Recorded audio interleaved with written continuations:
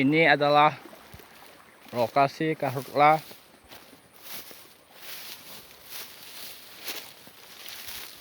Desa Napai.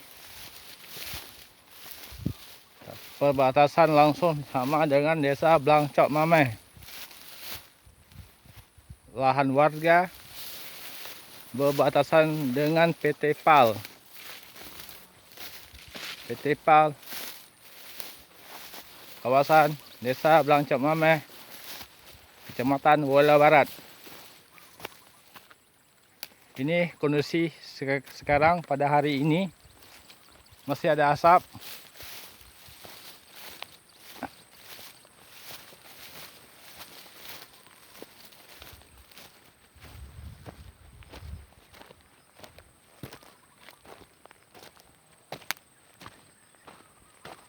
Sumber api ada di saluran drainase. Ini adalah kebun PT PAL.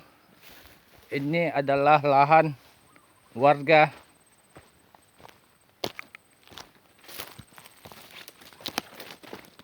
Inilah sumber air.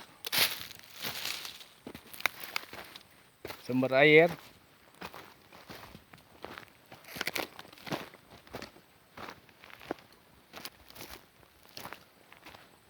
Masih ada asap, masih ada terbakar.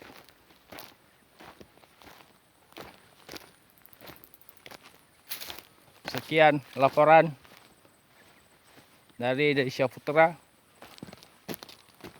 KPA 4 Aceh. Sekian dan terima kasih.